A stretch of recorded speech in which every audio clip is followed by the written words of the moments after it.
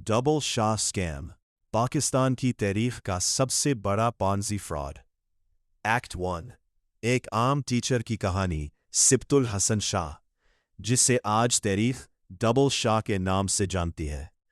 3 मार्च 1964 को पंजाब के डिस्ट्रिक्ट सियालकोट की तहसील संब्रियाल के एक छोटे से इलाके कोलोके में पैदा हुआ।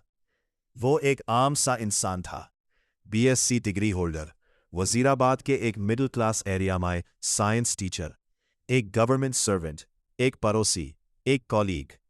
किसी ने कभी इमेजिन भी नहीं किया था कि यही खामोश सा टीचर एक दिन पूरे पंजाब की फाइनेंशियल फाउंडेशन हिला देगा। एक्ट 2, दुबई का सफर, और सब कुछ बदल गया। कुछ अरसे बाद सिब्तुल हसन शाह ने अपनी टीचिंग जॉब से लीव ली और दुबई चला गया। वो तकरीबन 6 महीने वहां रहा, लेकिन जब वो वापस आया तो वो पहले वाला इंसान नहीं था। उसने अपनी जॉब क्विट कर दी और दोस्तों, कॉलीग्स और पड़ोसियों से कहना शुरू किया, मुझे अपना पैसा दो, मैं सिर्फ 15 दिन में उसे डबल कर दूंगा। 15 दिन में डबल पैसा, ये प्रॉमिस पागलपन लगता था। लेकिन असल सवाल ये था, दुबई में आखिर हुआ क्या था? क्या उसने कोई सीक्रेट बिजनेस सीखा था? क्या वो करेंसी ट्रेडिंग करता था? या फिर वो सिर्फ एक डेंजरस प्लान लेकर वापस आया था? आज तक इसका कोई क्लियर जवाब नहीं मिला। एक्ट 3, पहले लोग जिन्होंने यकीन किया। सबसे पहले उस पर यकीन करने वाला इंसान उसका नेक्स्ट डोर नेबर था, जावेद, मार्बल फैक्ट्री का ओनर। उसके बाद उसके पुराने टीचर कॉलीग्स भी इन्वेस्ट करने लगे, और हैरान कर देने वाली बात यह थी, 15 दिन बाद लोगों का पैसा वकायद डबल वापस आने लगा। यही वो मोमेंट था जहां से सब कुछ बदल गया। पंजाब के छोटे शहरों में ट्रस्ट सब कुछ होता है। अगर आपके नेबर ने पैसा कमा लिया है तो आप क्यों नहीं? और फिर यह खबर आग की तरह फैल गई। एक्ट 4, फ्रॉड का असल सिस्टम। ये एक क्लासिक पॉन्जी स्कीम थी। पुराने इन्वेस्टर्स को नए लोगों के पैसों से पेमेंट दी जा रही थी। शुरू में लोगों को सिर्फ 15 दिन में 100% प्रॉफिट दिया गया। बाद में ये टाइमलाइन 70 दिन तक एक्सटेंड कर दी गई। गुजरनवाला, गुजरात, वजीराबाद, सियालकोट और हाफिजाबाद, ये तमाम शहर इस स्कैम का शिकार बनते गए।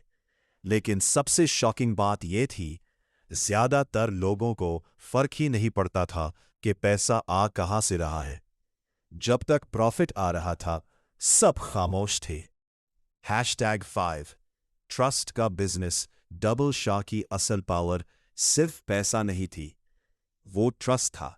वो नर्म लहजे में बात करता था, सिंपल कपड़े पहनता था, मजहबी इंसान लगता था। कई लोग तो उसे स्पिरिचुअल पर्सनैलिटी समझने लगे थे। लोग सिर्फ इन्वेस्टमेंट नहीं कर रहे थे, वो उस पर फेथ रख रहे थे। #6, पावरफुल लोग भी शामिल हो गए। जैसे जैसे स्कीम ग्रो करती गई, रूमर्स सामने आने लगे कि ब्यूरोक्रेट्स, जजेस और पावरफुल ऑफिशियल्स भी अपना ब्लैक मनी इस स्कीम के जरिए वाइट कर रहे थे। अगर ये सच था तो डबल शाह सिर्फ एक फ्रॉडस्टर नहीं था, वो एक पूरा फाइनेंशियल सिस्टम बन चुका था।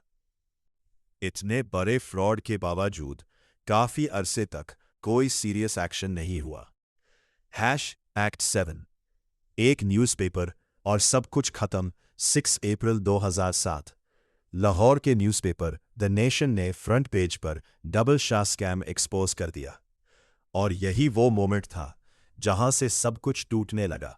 लोग पैनिक में आ गए, इन्वेस्टर्स अपना पैसा वापस मांगने लगे। लेकिन पॉन्जी स्कीम का रूल बहुत सिंपल होता है, जब हमको नए लोग आना बंद हो जाए तो पूरा सिस्टम गिर जाता है। और फिर वही हुआ। सिर्फ कुछ दिनों में एक इनविंसिबल लगने वाली एम्पायर कोलैप्स कर गई।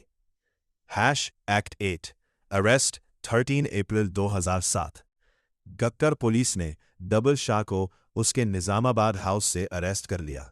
बाद में उसे NAB के हवाले कर दिया गया। यह सिर्फ फाइनेंशियल क्राइम नहीं था, यह पूरे सोसाइटी के ट्रस्ट पर अटैक था। लोगों की लाइफ सेविंग्स खत्म हो चुकी थी। एक्ट 9, तबाह होने वाले लोग। फार्मर्स ने ज़मीनें बेच दी, विडोज ने इनहेरिटेंस का पैसा इन्वेस्ट कर दिया, टीचर्स, शॉपकीपर्स, फैक्ट्री वर्कर्स, हर क्लास का जेल माई मौत। 30 अक्टूबर 2015 रिपोर्ट सामने आई कि डबल शाह जेल माई ही मार गया।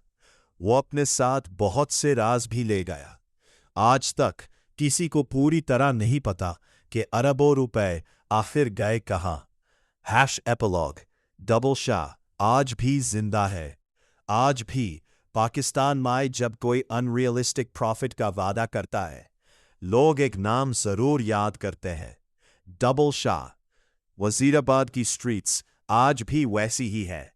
रिक्शा का शोर, चाय की खुशबू, बाजारों की आवाजें, सब नॉर्मल लगता है। लेकिन कुछ जख्म ऐसे होते हैं जो वक्त भी ठीक नहीं कर सकता। और शायद इसीलिए जब भी कोई कहता है पैसा डबल हो जाएगा, तो कहीं ना कहीं कोई धीरे से कहता है, डबल शाह को याद रखना।